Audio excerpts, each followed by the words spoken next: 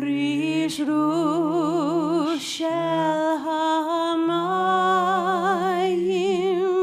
Berak HaShamayim Tfilat Hadam Hachol V'Hayam Rish Shel Hamayim Berak HaShamayim Tfilat Ha'adam.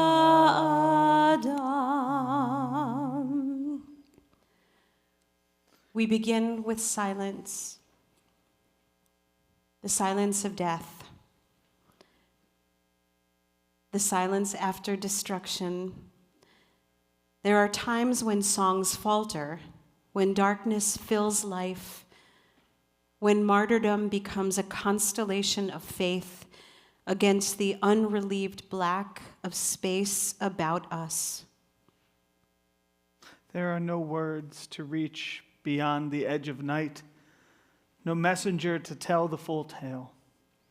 There is only silence, the silence of Job, the silence of the 6 million, the silence of memory. Let us remember them as we link our silences. Before us stand 6 yahrzeit candles representing the 6 million Jews who we lost, who were murdered during the Holocaust. And as we prepare to light these as an eternal memory of those 6 million and so many more, we invite, if there are survivors who are here in our community, or if you are a family member of someone who survived and are here to tell the tale this evening, we invite you to join us to help light these candles. Thank you. Yes, please. Teens as well, I know some of you raised your hands downstairs. You are invited to join us as well.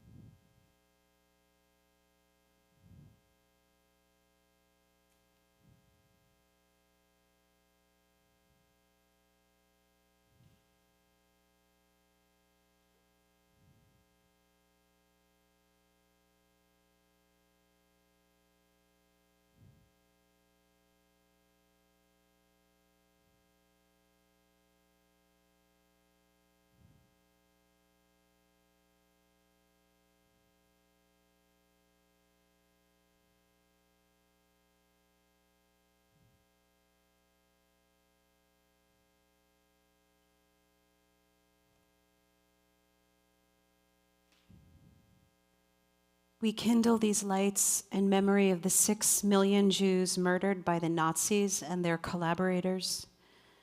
May the memory of the righteous be for a blessing. Zichronam livracha. Thank you so much.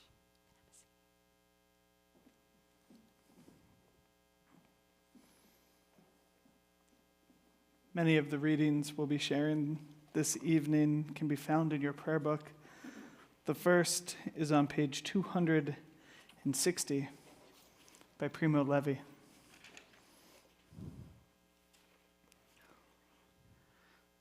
You who live secure in your warm houses, who return at evening to find hot food and friendly faces, consider whether this is a man who labors in mud, who knows no peace, who fights for a crust of bread, who dies at a yes or a no.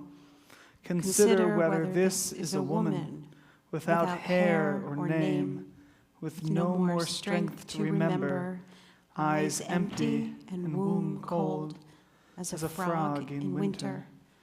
Consider that this has been. I commend these words to you.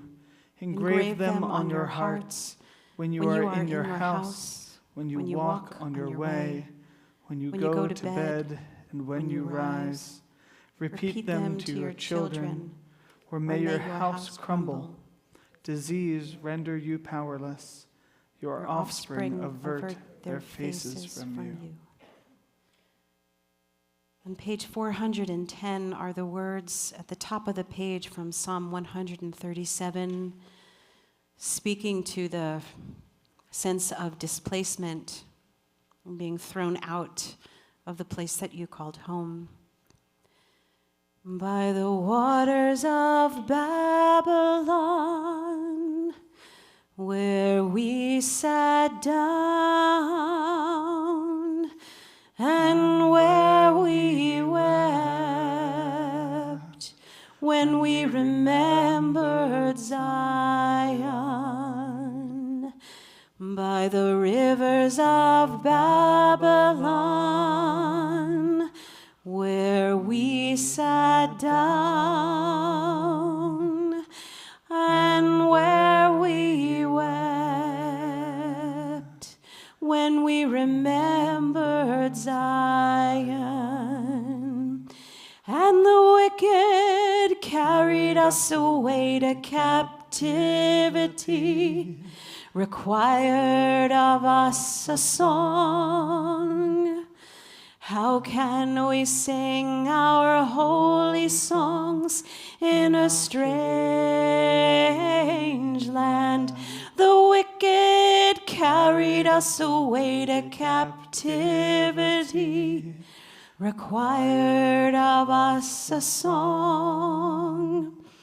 How can we sing our holy songs in a strange land? Some of the most powerful poetry we have from the Holocaust was written by our youth, children, teenagers. We invite two of our students to join us up here to share readings now. Ava, Ezra.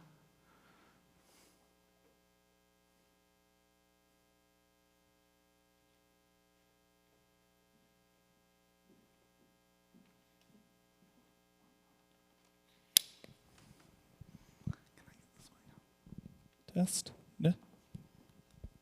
You can say the title. Right into it. Is it really a wonder? Anne Frank's diary, July 15th, 1944. Is it really a wonder that I haven't dropped all my ideals because they seem so absurd and impossible to carry out? Yet I keep them because in spite of everything, I still believe that people are really good at heart. I simply can't build up my hopes on a foundation consisting of confusion, misery, and death. I see the world gradually being turned into a wilderness. I hear the ever-approaching thunder, which will destroy us too. I can feel the suffering of millions, and yet, if I look into the heavens, I think that it will all come right, that this cruelty will end, and the peace and tranquility will return again. In the meantime, I must uphold my ideals, for perhaps the time will come when I shall be able to carry them out. I am a Jew, Frenta Bass, Terezin. I am a Jew, and will be a Jew forever. Even if I should die from hunger, never will I submit. I will always fight for my people. On my honor, I will never be ashamed of them. I give my word. I am proud of my people, how dignified they are. Even if I am suppressed, I will always come back to life.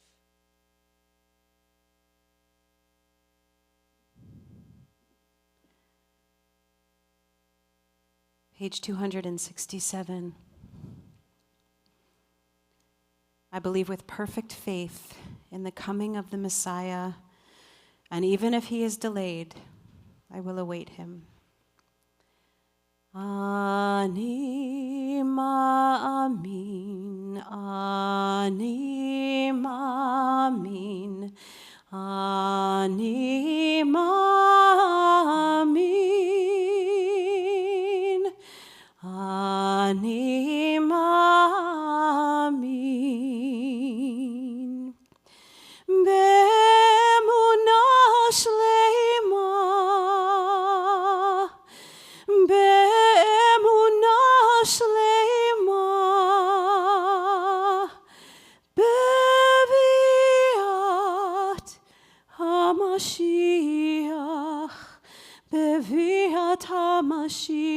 אני מאמין בביאת המשיח, בביאת המשיח אני מאמין, ואף על פי שיתממע, עם כל זה אני מאמין, ואף על פי שיתממע, עם כל זה אני מאמין.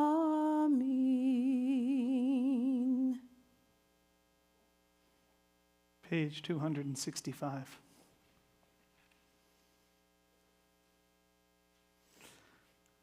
I believe in the sun even when it is not shining.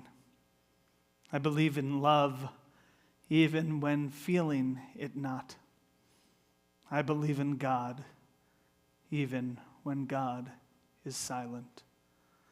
Found on a cellar wall in Cologne, Germany, written by a person hiding from the Nazis.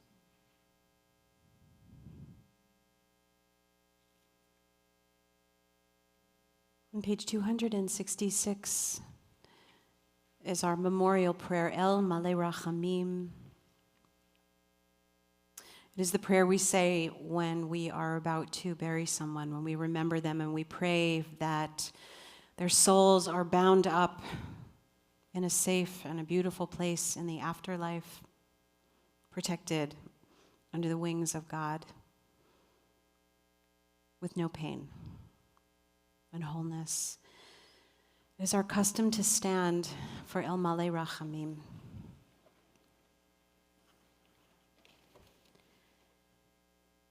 El Malei Rachamim, shochein במרומים, המצא מנוחה נכונה תחת כנפי השכינה, במעלות קדושים וטהורים כזוהר הרקיע מזהירים את נשמות 6 מיליון אחינו ואחיותינו שנהרגו על קידוש השם.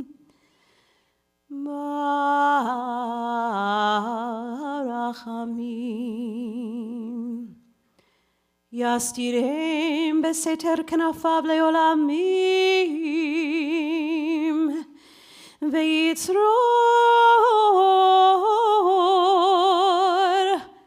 בצרור החיים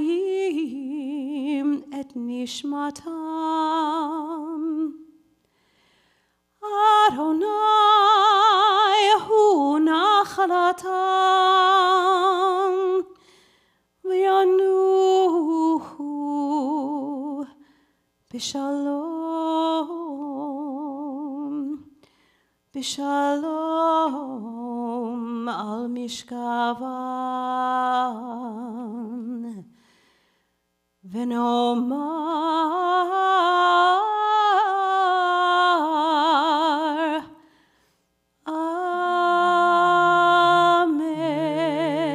Amen.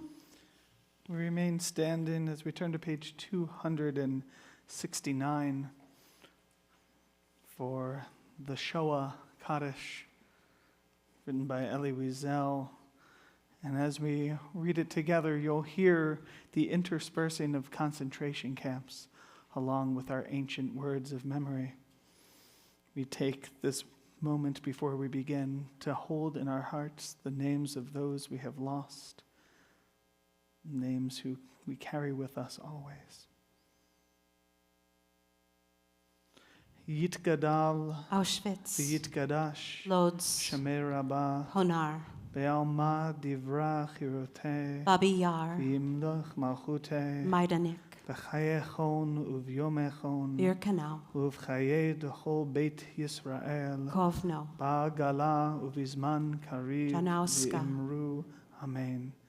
Yehi Shmei Rabba Mevarach Leolam Ulalmei Almaya, Yitbarach v'yishtabach, Theresienstadt, v'yitpa'ar v'yitramam, Buchenwald, v'yitnaseh, v'yithadar, Treblinka, v'yithaleh, v'yithalal, Vilna, shemei d'kudasha barichu, Bergen-Belsen, la'ela, Mauthausen, min chol birchata v'shirata, Dachau, tushbechata v'nechemata, Minsk, dam iran be'alma, Warsaw, v'yimru, Amen.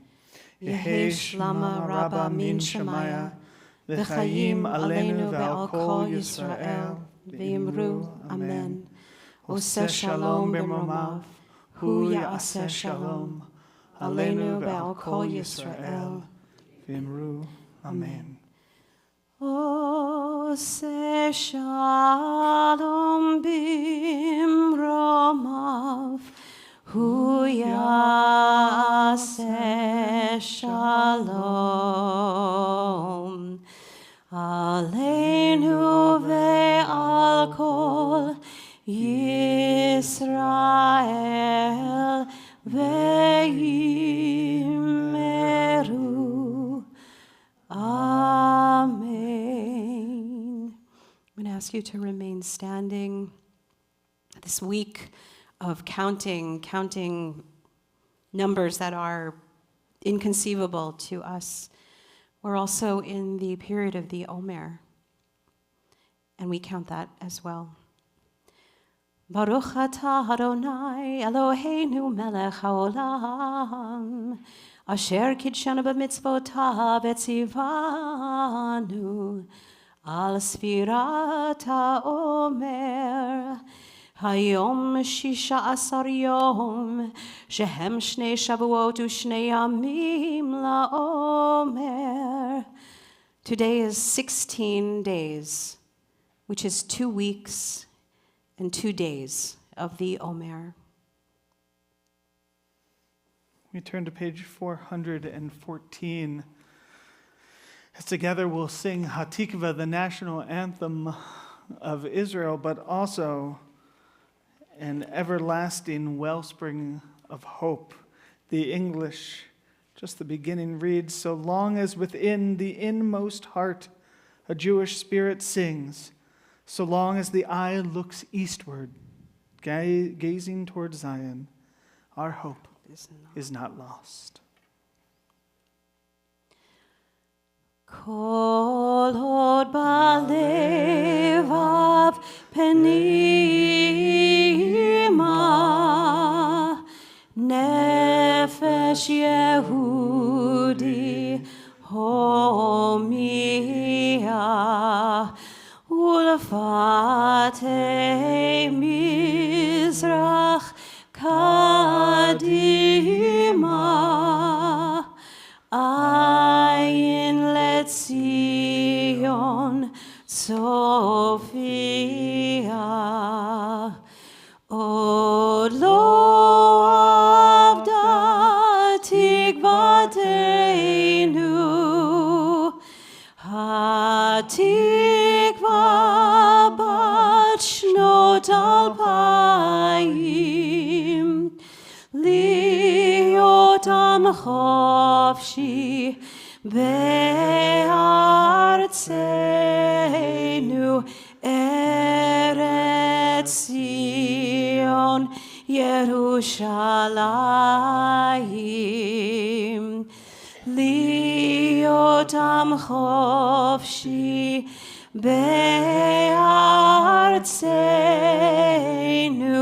ארץ ציון וירושלים. Please be seated.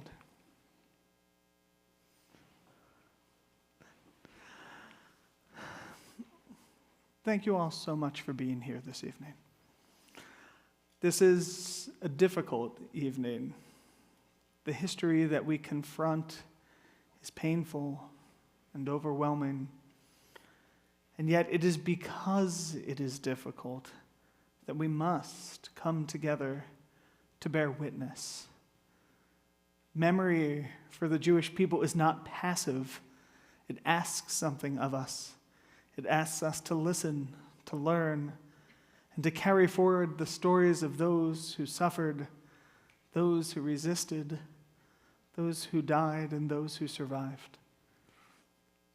At Temple Israel, we deeply believe that bearing witness must be personal.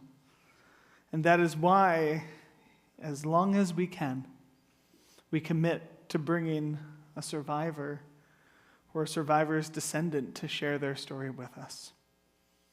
There is no substitute for hearing firsthand accounts of these events, and tonight, especially for our students, we honor the responsibility of perhaps being the last generation who will have the chance to hear directly from those who lived through this time.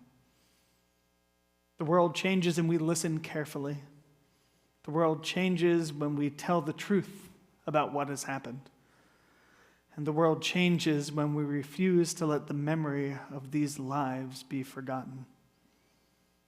So thank you again for being here, with open hearts and with open minds. And may the memories that we honor tonight strengthen our commitments to justice, to compassion, and to dignity of every human being. And it's now an honor to invite up and pass things over to Jeff Smith, the resource speaker specialist from Facing History, and ourselves to share a few words.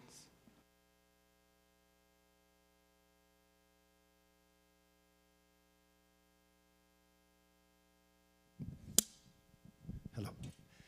Hi, good evening. Today we're going to, Facing History has worked with lots of survivors of the Holocaust, as well as survivors of other genocides, the genocides in Rwanda, Sudan, Bosnia. But Facing History's foundation has been, when it started, was creating a curriculum about the Holocaust, called Holocaust and Human Behavior. And today we're bringing a speaker, Jack Trompetter, who you will hear shortly is a survivor, hidden child Holocaust survivor of the Netherlands during the Holocaust. Well, I said during the Holocaust. And we work, Facing History, we work with teachers primarily to teach about key historical events and have students grapple not only with the intellectual aspect of the history they're studying, but also the emotional and ethical issues that certain points in history raise, among them, obviously, the Holocaust. We have a slogan in Facing History, which we say, people make choices, and choices make history. And this applies to everyone, but somehow I feel like I want to address mostly to the students about this, but it's all of us. It's you and all the adults here too. And you will hear tonight, in terms of Jack's survival, was really because there were choices that certain people made that they didn't have to make, but that they stood up and felt, as a result of a variety of reasons, why they had to help Jack, other Jews, and other people who were obviously targeted by the Nazis. Hopefully, to the young people here, you will not have to face such cataclysmic choices of what you have to decide. There were people during that time who chose to be perpetrators. In your own life, in your high school, here at the synagogue, as in your community, you are dealing with choices every day as to what kind of community you want to have and you want to exist, and what ways to make things better.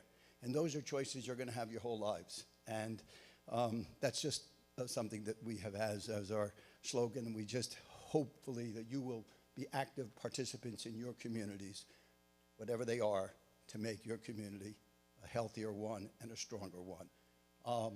But tonight we're going to hear from Jack Trompetter about how certain members in his community helped save his life and what it meant to him and obviously to others who he loved. So, Jack. Thank you, Jeff.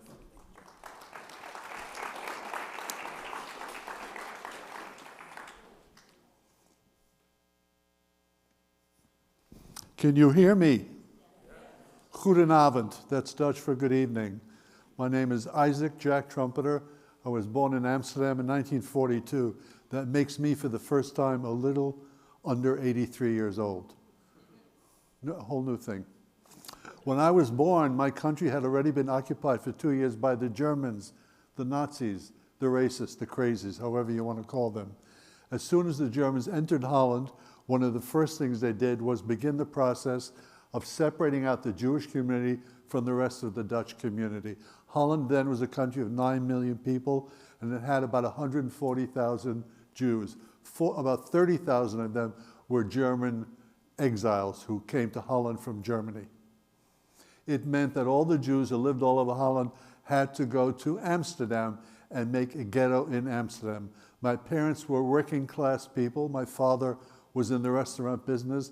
My mother was a seamstress. My mother had 3 brothers. One brother survived. My father had 2 sisters who didn't survive. 3 brothers, 2 of whom survived. You had large Jewish working class families. I was lucky, and my father was lucky because he was arrested, believe it or not. Amsterdam is a city of something like 600 islands surrounded by canals, and it has wooden bridges that go up and down. The Germans would come into the Jewish neighborhood, haul up the bridge so no one could flee, and they'd arrest all the men walking down the street. This was around 1942, in August of 1942, when the Germans began the process of shipping Dutch Jewish people to Westerbork, a Dutch concentration camp in the northeast of Holland. My father was arrested with a few hundred other Jewish men.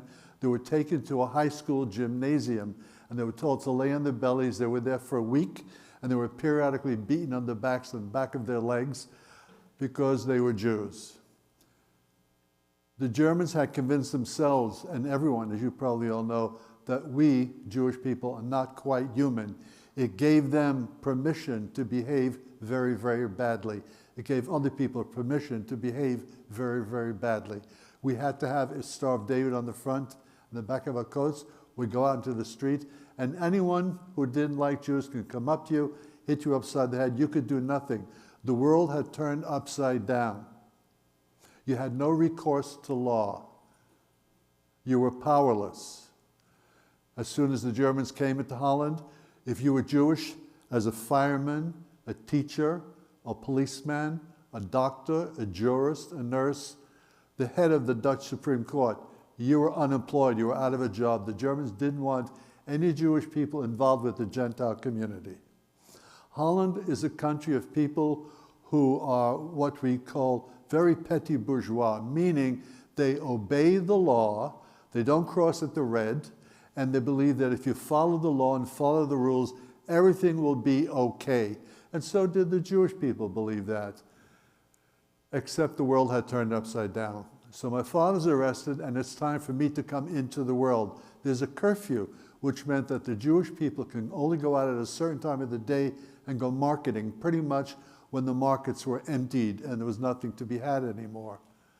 My grandfather, blessed memory, my mother's father, said, "The hell with the curfew, I'm going with my daughter to the hospital to give birth to this child." They get to the hospital and they observe that German soldiers are running in and out of different wards, hauling people out. They did not yet hit the maternity ward. I am born between 2 and 4 in the morning. Now, I ask you to, when I tell you the story, I ask you all to think of it as your story. And imagine, here's my mother with her first baby. The power, the mystery, the love, the joy of this experience, as well as the 28-hour-a-day fear that people had. In Holland, they had it for 5 years. Every day, fear that you didn't know what was going to happen the next day, that you could be killed, you could be sent to a camp, it could all go bad. You did not know. And there she's sharing that fear with the pleasure and joy of a baby. But where's the old man? He's still under arrest in the high school. At some point, at the end of the week, on the weekend, the Germans have an idea about contagious disease. This is how they deal with it. They're worried about contagious disease. So they line up all the Dutch Jewish men. They have a German doctor and a Dutch doctor go in front of each man and ask them, "Haben Sie eine Krankheit? Do you have an illness?" Now, they didn't talk to you gently. They always yelled to keep you off your game, to keep you frightened, to keep you from knowing what to do next. Always yelling, always intimidating. At the same moment, someone's in front of my father asking, do you have a contagious disease? There's another German officer yelling, mach schnell, hurry up, hurry up. Someone yells, yes, it is misunderstood that indeed this man, my father, has a contagious disease. So the scientific way in which the Germans dealt with this, they took him by the scruff of his neck and they threw him out on the street. Hooray for German science. He gets to a telephone, and for you younger people, you appreciate there were no cell phones yet, and there were very few phones in people's homes. He gets to a phone, calls his place of business. They come with a bicycle, a Fiets, with a big box in front, plop him in the box, take him to the restaurant. He eventually comes home, and he sees me for the first time, this little hairy baby. And like my mother, he feels the sweetness, the pleasure, the power of his child, as well as the daily fear. And he's just been arrested for being a Jewish man. That was his great crime. What is he going to do? What are we going to do? In Holland, you had a Jewish council, as you did in every country the Germans occupied. And the Jewish council's job was to transmit the orders from the Germans down to the community. So one order was that pack your suitcases. This is a list of clothing you're going to need because you're going to go to the East and work and you want to be warm. So they packed suitcases, Rucksäcke, backpacks. I remember some years ago going to a Seder that was done in the Moroccan style, and indeed it was all about suitcases along the wall.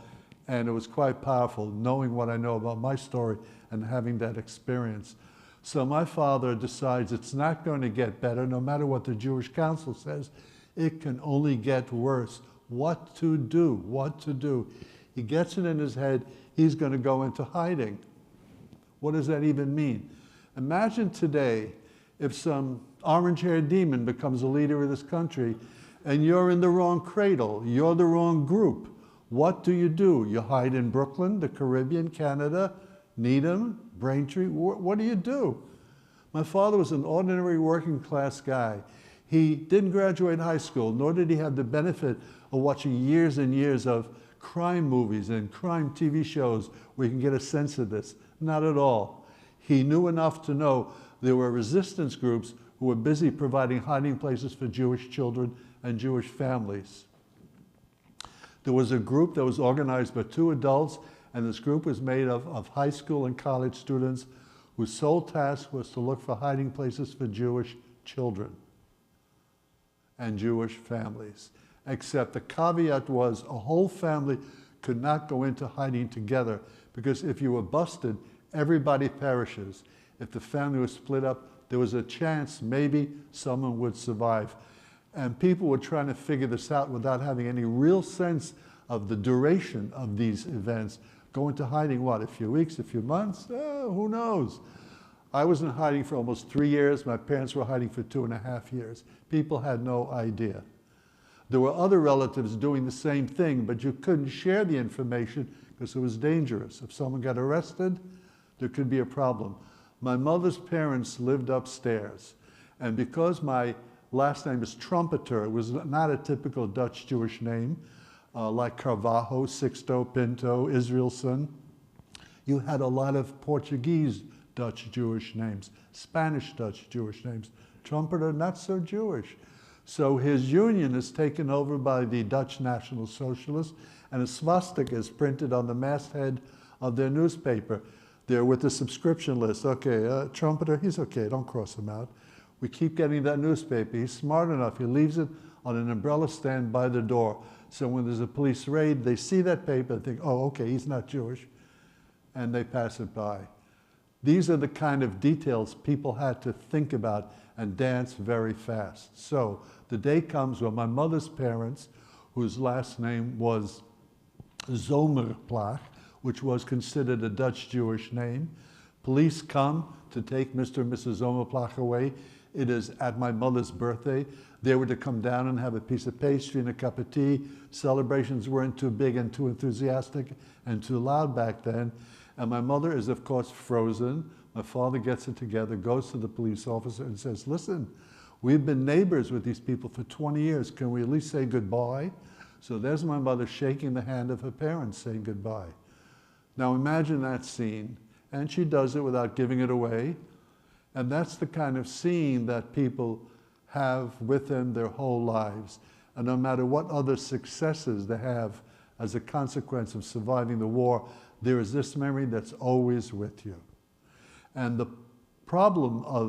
of the problems of being a survivor, a Jewish survivor of the war, if you had children, you had to give your children a sense of the worthiness of work, of study, of kindness, and all this great stuff, knowing at the same time people can behave beastly. And you become a juggler, and that's what my parents were able to do. So they decide to go into the hiding, but I can't go with them. We can't go together as a family. And there's my mother. I'm almost 3.5 months old. Imagine being that mother. There's no good choice. It's terrible.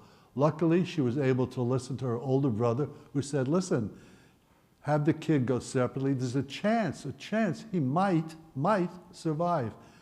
That's the kind of surety people had to go on. And they did just that. November comes, my parents begin the process of going into hiding.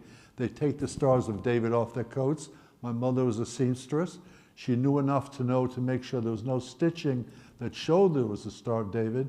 She told me many years later, at night they're going to the train station, and she was in a rage because she was made to feel like a criminal skulking at night.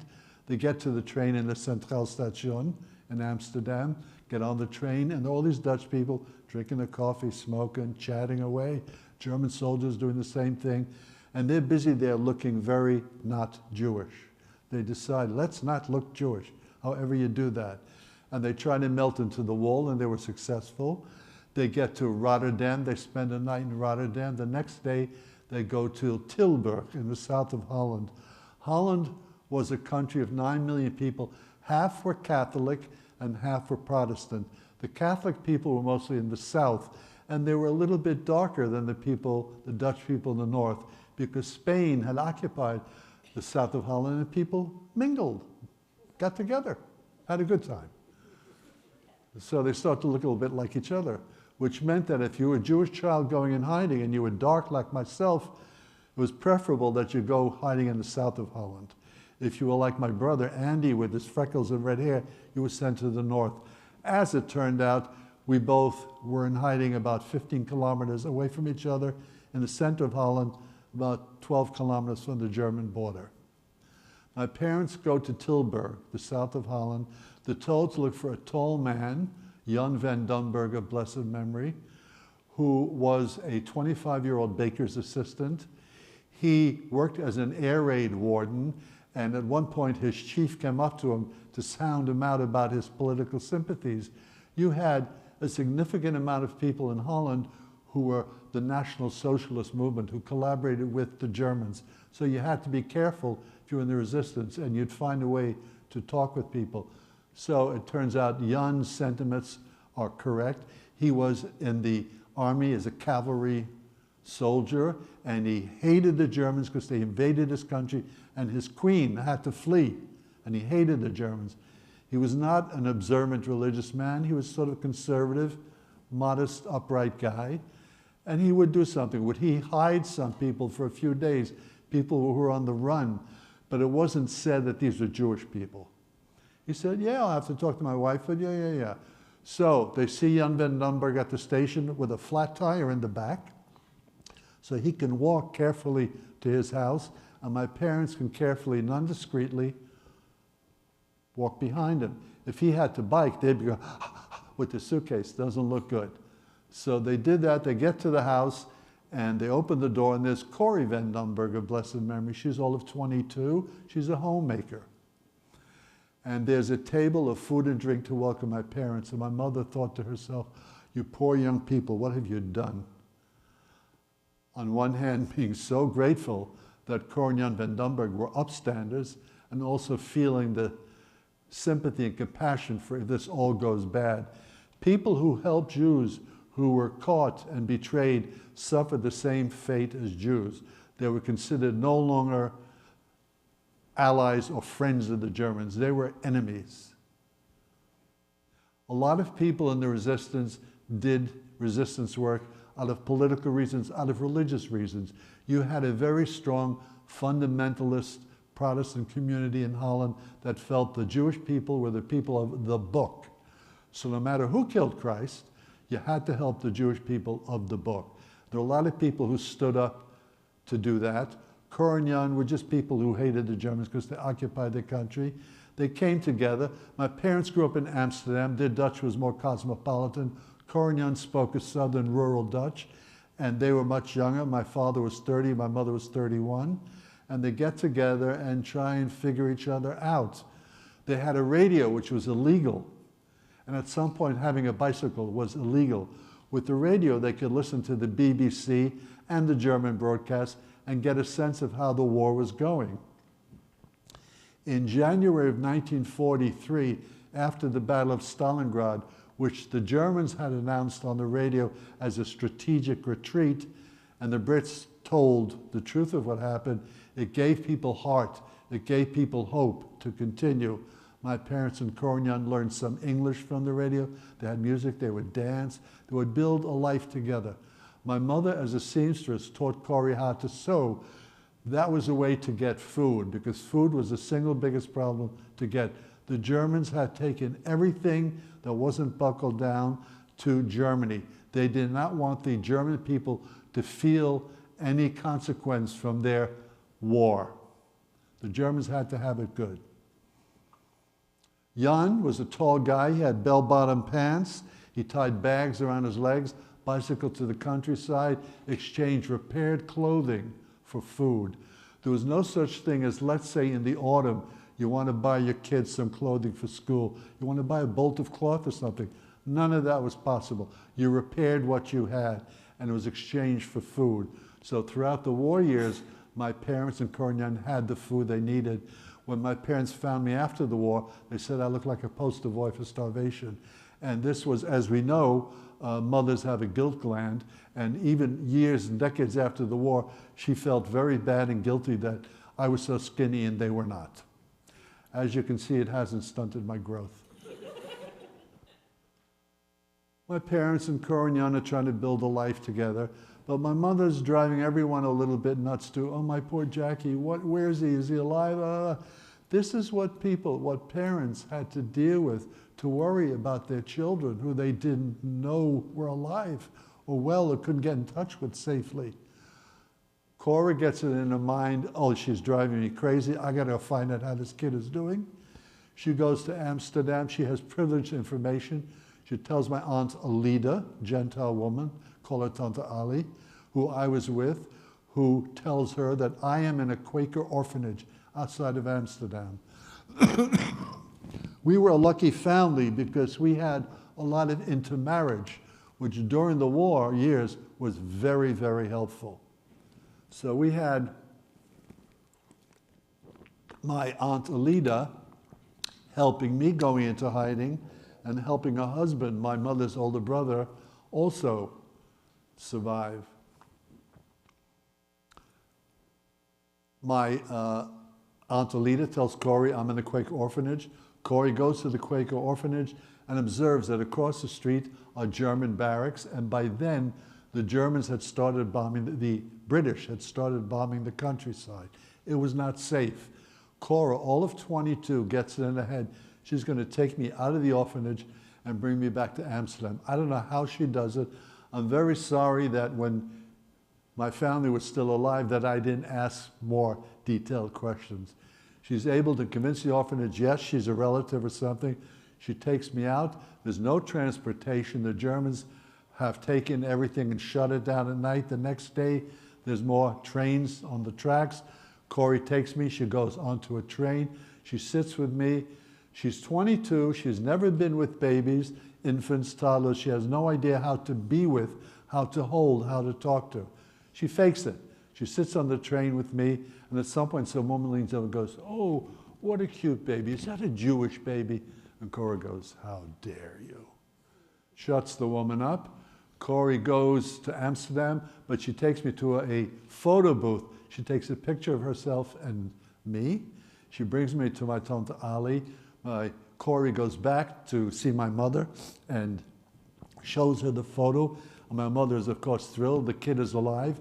He's well. He's growing up. And I have to sneeze. My mother also told me that she cut a lock of my hair. So throughout the war years, she prayed to this lock of hair and this photo for my survival. And many, many years later, in the 1960s, it was the law that men like me had to have long hair, earrings, and ponytails, and wear bell-bottom pants. It was the law. And I did. I wore that. And it was also the law that mothers and fathers would say, you look like a bum. No one will love you. You'll never get a job. Cut your hair, cut your hair. And I did. I put my hair in a brown paper bag, sent it to my mother.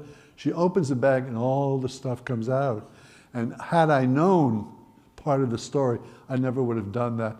But it's one of the ways in which families, survivor families, who are very ambivalent about telling their story, even to their immediate family, is one of the ways it comes out.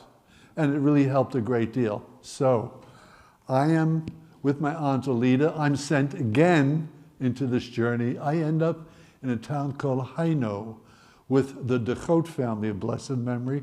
These were very religious Catholic farmers in their late 60s who were so poor they had to rent their hands out as laborers. And I am with them on their farm. And I am now 3.5 months old. And I don't have any reason to understand I am another person with another story. I'm a baby. These people speak to me nicely. They hold me nicely. They feed me. I like the sounds, the smells, the sights of the farm. It's all good. So I grow up with them, learning their Dutch, learning to live on a farm. And they are with me. And every night, as the story goes, before dinner, they would read the Bible. I'd sit on the lap, and we would have whatever food we had. And I only have 2 memories of this period. One is there was bombing in the countryside, and the other one was being rushed into a closet, sitting on a hobby horse and told to be quiet. It must have been unexpected visitors or whatever. Holland is a very flat country, which means if you're on a farm and a half a mile away, there are German trucks coming your way, you can see the road being roiled up, and you look at it, you know enough to know, get your hidden people into their hiding places. I don't know if that was the case then. I was in the closet for a short time. I came out and lived my life. I had no idea this was not my objective reality. My parents were in hiding, I was in hiding. We had no idea how long. It turned out my parents were in southwestern Holland, which was liberated by the Canadians and the Brits. So for them, the war is over. My father gets in his head, he's going to get himself a gun and go to Germany and wreak havoc. Lucky my mother was smarter than he was and said, don't do this thing. He gets a job with the British Army as a cook until the liberation, May 5th, 1945. He and my mother have no idea who's still alive. They know their parents have been murdered. They've been living with that. They know their relatives who were murdered. My mother had a twin brother, Shock, who I was named after, who my mother one day discovers him in a room, and we were not an observant family, but in a room with his tallis on, davening, praying, because the Germans had just said that if the young people volunteer for labor in Westerbork concentration camp, the old people won't have to be called up. So he thinks this is a good idea. He's praying, and he goes to Westerbork, observes that every Tuesday trains leave, packed with people, come back a mess and empty. He gets it. He figures it out. He gets a card to my parents that say, don't come here, don't bring the red children's wagon. This will happen before they went into hiding. So all these events that told people, that reinforced their decision to step out of the box and figure out what you're going to do for yourself. And there was a lot of that. You had to step out of the box and figure out what to do. And again, the world then was not rational. It wasn't as if today we do something and there are some consequences that make sense, that have something to do with what we did. Back then, during wartime, nothing made any sense. You could be well prepared and perish. You could not be prepared and survive. It was not rational. So my parents are liberated. Who's still alive? They're going to look for who's still alive. Holland is a flat country. It's a small country. It's a bit bigger than Connecticut. It's not too crazy to think that someone like my father would walk up and down Holland asking people, are there any stories in your neighborhood of Jewish children who were in hiding? And he does that. He goes from military headquarters to mayor's office, to religious offices, to train stations to look for the posters. He finally gets to where I am. He asks, were there any Jewish kids coming up from hiding? Yeah, there's a farm over there. There were some kids over there. Yeah.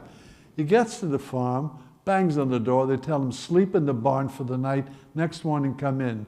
Next morning, he comes in. He sees me for the first time after almost 3 years. He saw me last when I was 3.5 months. I'm now 2 years and 10 months. And I'm yakking away in my rural Dutch. I sit on his lap. I say, pijn in mijn buik, stomach. Another way of saying, hey, buddy, do you have anything to eat? He hears book. Oh, I want a book to read. No. I want something to eat. So he was very comfortable with me and smart with me as well. I didn't know who this guy was. He was another adult. Who knows how many other adults I had even encountered in this brief life on the farm. He doesn't take me right away. He goes back to Tilburg. Celine, my mother, Celine, I found the princeling. Hooray, hooray. What a joyous moment.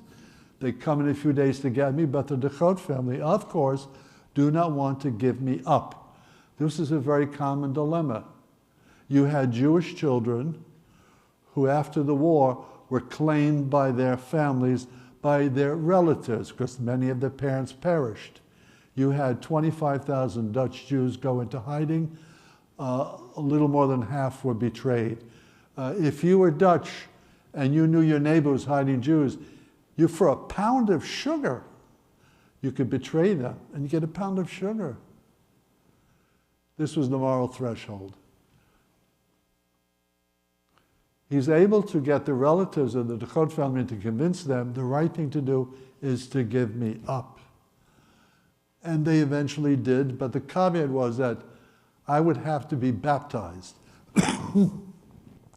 You all know we don't do baptism. When I speak in schools, I like to say, Jews don't do a lot of baptism. People appreciate that. Right now I felt, yeah, baptize me, I don't care, insurance, or not at all. They felt that if the Holocaust would happen again, at least I would be safe. We all know that for those Jews who converted, it didn't make a difference. I'm reunited with my parents. Shortly thereafter, I have a nervous breakdown. I'm 3 years old. I don't know what it means for a 3-year-old to have a nervous breakdown. I did. I was hospitalized. I do remember, it was a Catholic hospital. I remember the nuns, very kind, quiet spoken. And I don't recall how, I wasn't there for more than a week or two. And I was in the hospital, came back to my parents, and I guess we had a script for me that I did very well.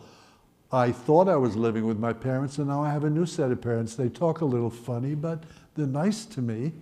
They still kept in touch with the De Groot family, but when the baptism request came, my parents cut relations, which was too bad for me. It would have been better for me and more honorable for the De Groot family had I stayed in touch with them, but I did not. As it turned out, the woman who hid my brother Andy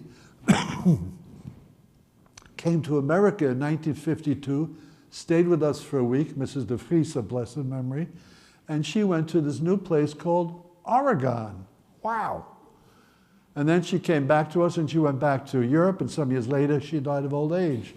About almost 20 years ago, I get a phone call from the Christian Youth Fellowship of Portland, Oregon, and they want to know if I would help them and their relatives get Mrs. de Vries a righteous Gentile designation. And they sent me photographs that I had seen of Andy and his foster mother in a perambulator walking down the street. So I knew this was for real. I said, of course. And I felt this was an opportunity for me to also, in some spiritual way, honor the people who hid me. And it took about a year, and we did it. So that was a wonderful thing to do. So we're in Europe. We have an American aunt, Tante Rose. She comes over.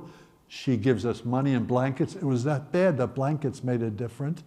My parents would go back to their home in Amsterdam after liberation. They'd see a man, the neighbor, walking around in my father's suit. And he would come up to them and he would say, "Oh, Mr. and Mrs. Trompetter, how nice to see you. Where have you been?" What a schmuck. He doesn't know there's been a war on. So my parents understood that the Dutch people felt very differently about their liberation than Jewish survivors did. The Dutch were just, this was a thrill, even though it was hard in the last year during the war for the Dutch, but for Jewish people, you came back to your neighborhood. Sometimes you couldn't get back into your own apartment, other people lived there, and you had people who were not sympathetic. You had other people who said, "What, you're back?" You had the range of bad behavior. And people thought it was not so crazy to go live elsewhere. We were lucky. We had this Aunt Rose. She promised to sponsor us. America was a generous country, but you couldn't just come here. You had to have a sponsor, someone who would sign a document that said they would provide for you if you could not find work. So God forbid you might go on the dole. She was our sponsor. Lucky us. We had a choice. Canada, some relatives went to Australia, or America. We picked America. And my parents worked from 1945 to 1949. And in 1949, we got on the SS New Amsterdam on the Holland America line, and we came to America. I had my 7th birthday on that crossing, and one seasick day, and my brother Andy and I discovered 3 wonderful things. Swimming pool. Can you say swimming pool? It's a big word. Library and elevator.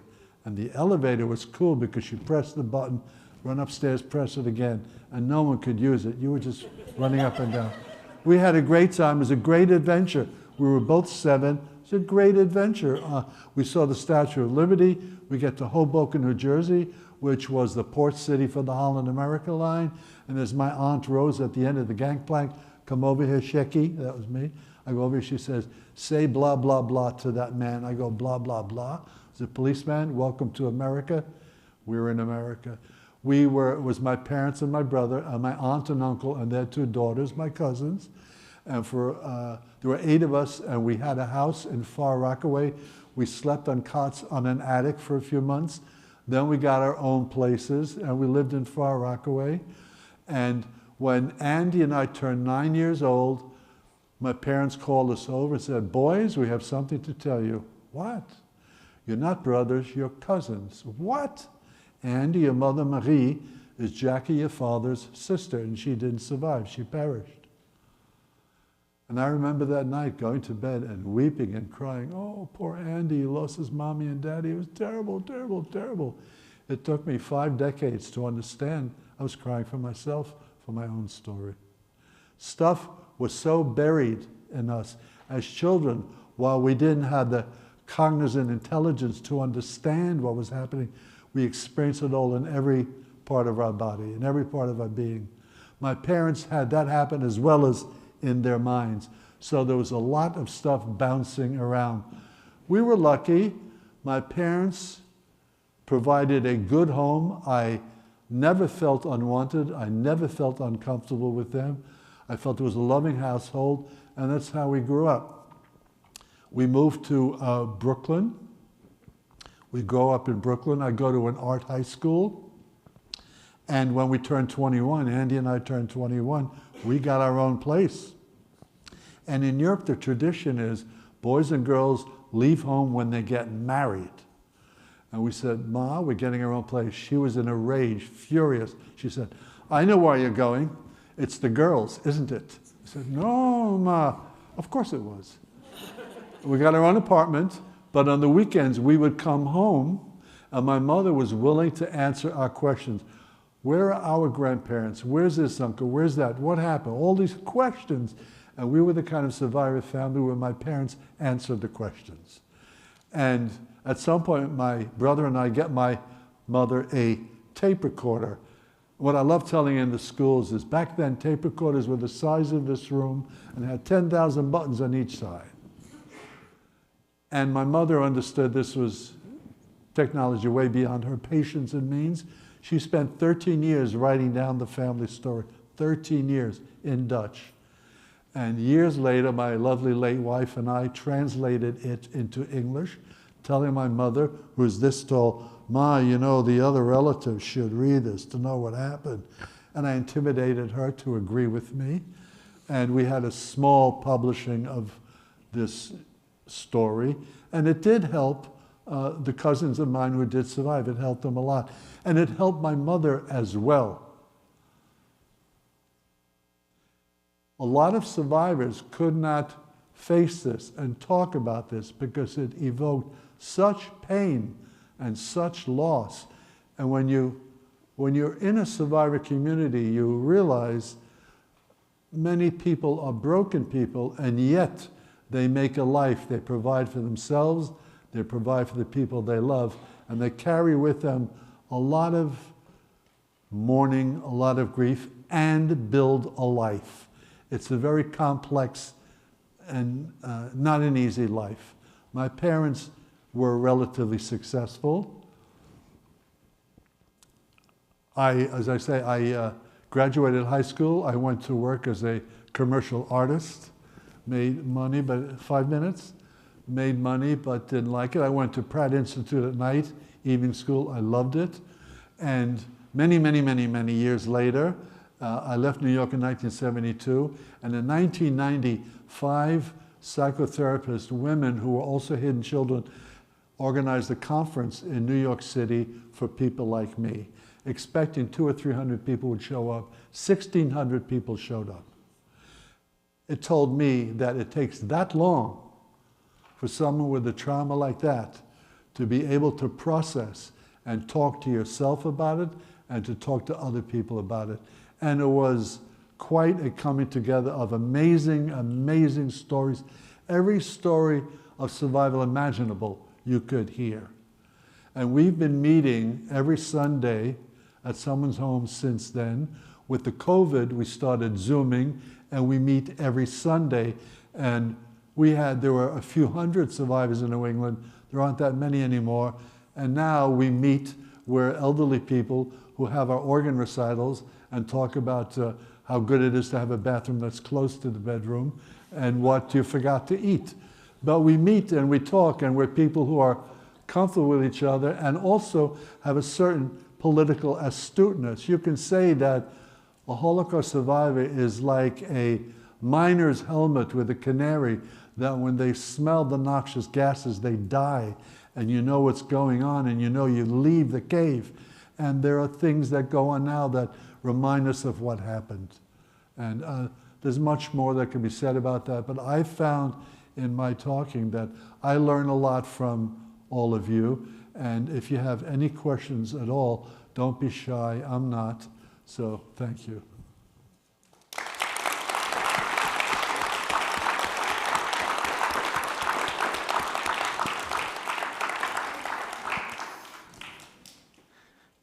Thank you. All right, great. Thank you, Jack, so much for sharing your story with us. The hard parts, the lighthearted parts, and everything in between. We have time for questions. Really encourage them. So if you've got one, Roberta and I'll work the room.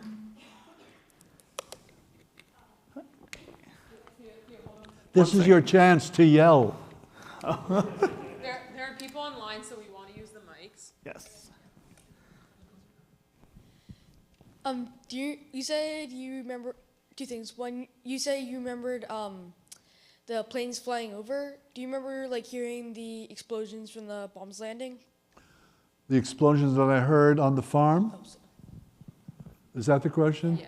They were, the British started bombing after 1942, bombing the countryside, bombing German installations. That's what I heard. And it was enough to know that you couldn't go out, stay inside and hope your house doesn't get hit. It was war. There was war going on all around you. Holland was an occupied country. And there was a lot of resistance activity.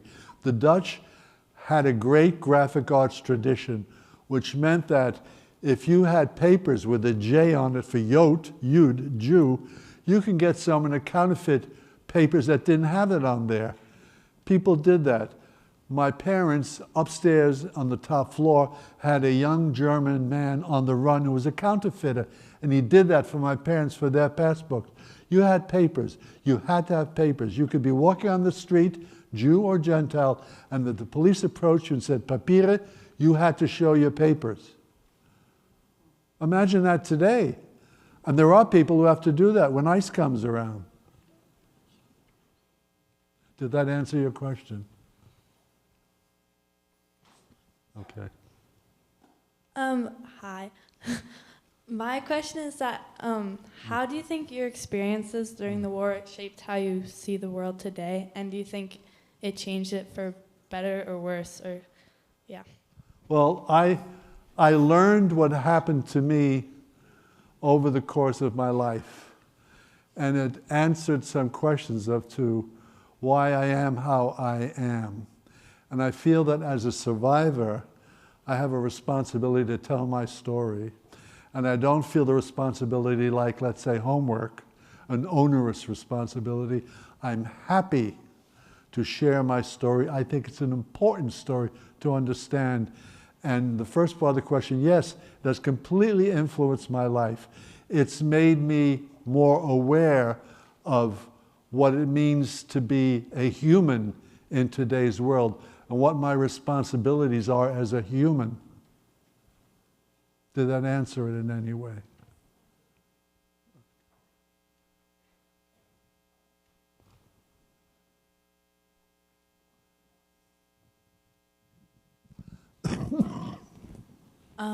I was wondering just like how and why, or more, you would feel like you answered why, but just how did you get into this specific, like talking to kids and sharing your story with them? Well, some of you are kids. How did I get into speaking? I was asked in the early 90s to speak at Northeastern because a good friend of mine, Frida Grazel, was an Auschwitz survivor who did speaking. And my story is not a horror story. It's a story of people who stood up. I'm alive because other people made a good decision. And that's why I'm here. So not only is it important for me to tell my story, for you all to know how important it is to be an upstander. It makes a difference. Frida's story was different. When she told her story, she had to spend a few days resting. It was a hard story, an Auschwitz survivor, as a child. And I started telling my story along with her. I first went to help her, to be her chauffeur and stuff, and then she asked me would I do it. And I did, and I have the gift of gab, and I'm not shy, and I could do it. And I feel it's an important thing to do. Especially, I'm very opinionated, so especially today in terms of the politics we're now experiencing, I think I have some things that are important to say. Did that answer the question?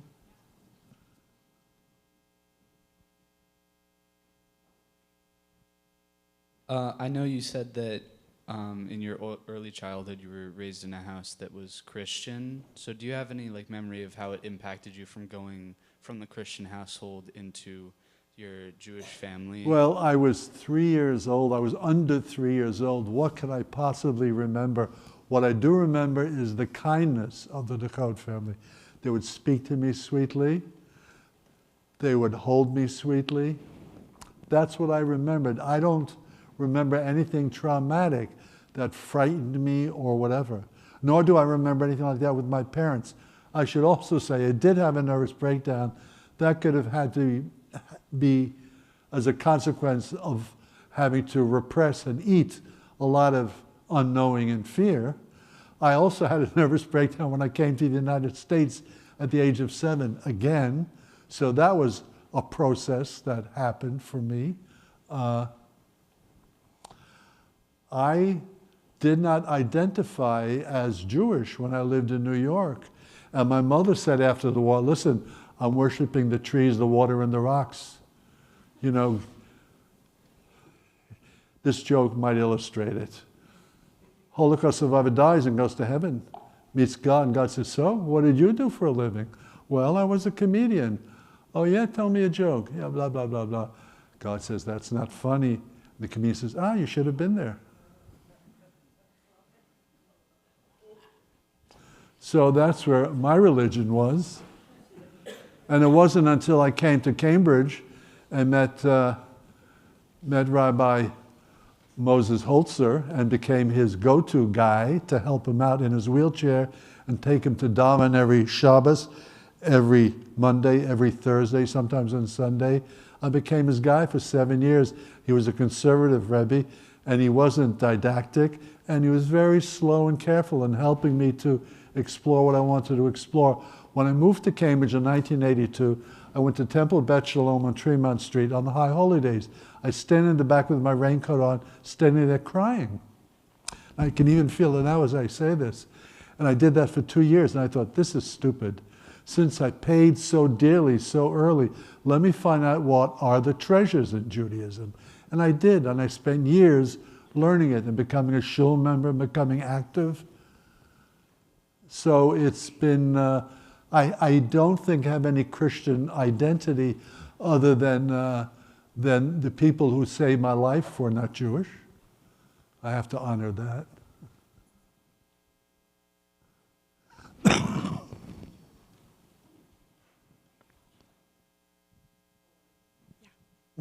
Hi, thank you so much. It was so generous of you to share this story. And I'm also from a survivor family. What country? Poland. So both my grandmother and my grandfather, my mom was born on a DP camp in 1947, and they eventually immigrated to Canada when she was 2. And we're from a family that doesn't talk about it. And I'd love to know more about my family and what happened. And my grandmother died 2 years ago. She was 95, and was never able to share any details because it was so traumatic. And I just wonder if there's any resources, or when you talked about just wishing you had learned more and understood more, and it sounds like you did get a lot of information. I have the blessing of not having the horror story. Yeah. My parents survived, and I survived. And I survived because they were able to make a decision to give me up. So that was the chance and the chaos that existed that allowed me to go to my parents, my mother in particular, say, Ma, what happened? And she told me. Did your grandparents ever talk to your parents? No. They were so traumatized. Do you know what city they were in Poland? We may have that information somewhere. It doesn't exist anymore. They were like living on an orchard. They were apple pickers, not even working class, and they were a big family, and most of them died. You know, you have a last name, right? They have a last name. Yeah. You might go to some, I'm sure, if this were my problem, that's what I would do. I would find a Polish-Jewish organization and say, this is my family name. Where do I look for the records? Where do I go? What's next? I think that the more people you talk to, you raise the chance of getting something coming. If you do nothing, you'll be guaranteed not to win the lottery. That's fair. I'm sorry I can't tell you better. I appreciate that. I do. Thank you.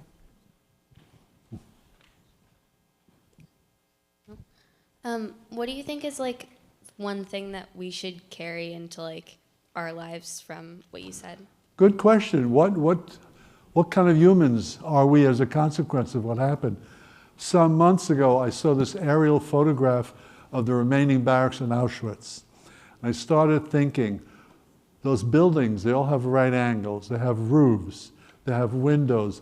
Somebody designed those buildings, somebody sat down and drew the plans, and there was slave labor that built them, but somebody conceived of this and did it.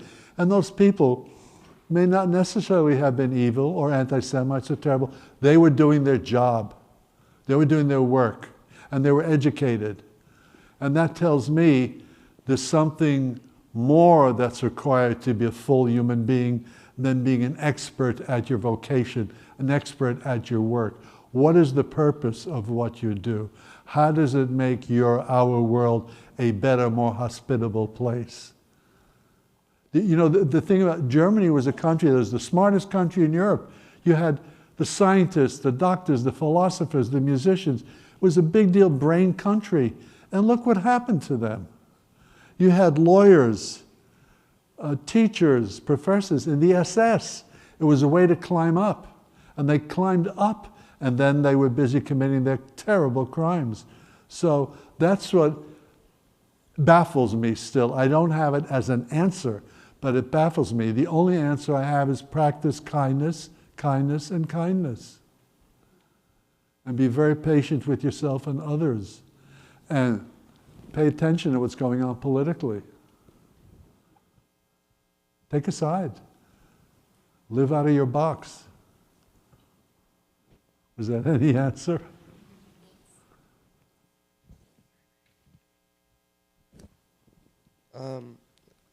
I have kind of two questions. One about, both about language. So how many languages did you learn? How many languages did I learn? How many languages did you need to know? I'm assuming Dutch and German. Well, my English is a lot gooder than it used to be behind me. When you went to school in New York City, you had to learn either French or Spanish. And because there was such terrible anti-Spanish bigotry, we all spoke French, which helped me when I went to live in Paris. So I did speak some French. I understand German, and I understand Dutch. Cool. And so what was like... I can curse in 4 languages. What Very was cool. the learning experience when you came to America? Like, how did you learn English? Well, I remember the names of the teachers who helped me when I first came here. Mrs. Silver, Mrs. Revere, and Mrs. Harris. Bless their souls. They were very patient with me, and I learned English with them. Of course, I was 7, which is a good time to learn another language. And I was lucky. I was and am a very lucky person, and I am here because of other people. I am not a singular phenom. None of us are. We're all here because of other people. We are the expression of other people's desires.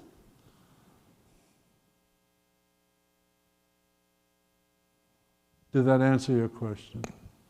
I have a question.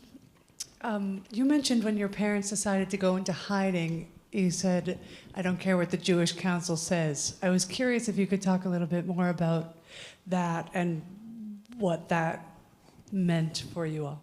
Well, the Jewish Council were 12 very successful elderly gentlemen, burghers, Jewish successors in Holland. And Holland was a country where the Gentiles and the Jews, again, figured if they play by the rules, everything will be okay. You pay your taxes, cross at the green light, everything will be okay. People had no sense of the cruelty, of the barbarity of the German effort to make the world Aryan. It was because it sounded crazy. People had no idea. On the other hand, my father was a member of the Social Democratic Party. He was an activist. He had political ideas. He was an anti-fascist real early. He could understand and have a language to describe what he thought was going on. And it, again, put him sometimes out of the box. So to go into hiding and say, screw you to the council, you don't know what you're talking about, was not that hard. He could do that. And a lot of people in Holland were like that. Is that any answer to your question? Were they a government council? No, this was the Joodse Raad, the Jewish council, the respectable, successful Jewish men who said, listen, just obey these rules and everything will be okay. Just listen to the German directions. Everything will be okay, yeah. You know. And we know today we're in a political situation where that kind of sentiment is going on. I think we have time for one more question in the back there. Yeah, I'm interested. You mentioned how you first started doing these sessions and the experience of being with someone whose story of their surviving was really a horror story. And could you tell a little bit about what your interactions have been with other survivors over the years, some of whom had stories like yours, but many who had much darker, traumatic stories, and how that. Yes, what I those mentioned my relationships have been friend Frida. She's an Auschwitz survivor, and I felt responsible for her. She's going to be 91. I'm going to be 83. So I feel I'm the younger of this community, the youngest, in fact, and I feel responsible to these older cousins of mine, and they are my cousins, you know, my graduates of World War II, and I feel responsible to be helpful in some way.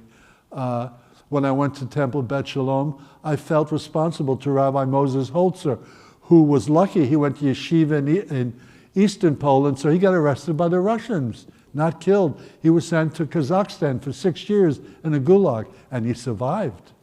So he's at Temple Bet Shalom, and I meet him, and I feel, you know, somehow evoked is this caring sentiment and persona, and I felt, let me help this man out, since we share something, and I am more able, and it's been like that. And in my group, I am now the youngest person. Says me, who's going to be 83. You know. Was that any answer? I mean, I feel responsible to my older cousins. I'm sure we could spend a lot more time asking and answering questions and telling stories, but we're going to move towards concluding. I want to ask everyone to give another round of applause of thank you. Thank you. Thank you so much to Jack. Thank you to Jeff and Facing History. And sincerely, thank you to each and every one of you for being here this evening. You've all received a charge by being here this evening to remember this story, to share this story forward, and to learn from the words that were shared here this evening. As Jack said, there is a lot of lessons that apply to us today from the words we heard tonight. So we pray that we can take the lessons here and spread them forward. There really is no other song to conclude with except for our song of peace and wholeness. So we really want to invite you into Oseh Shalom, into this place of climbing towards wholeness. We're not yet there. Maybe we'll never be there. But we keep on climbing and thinking outside the box. Thank you. Oseh Shalom bimromav, Hu yaseh shalom aleinu, ve'al kol Yisrael, ve'imru amen.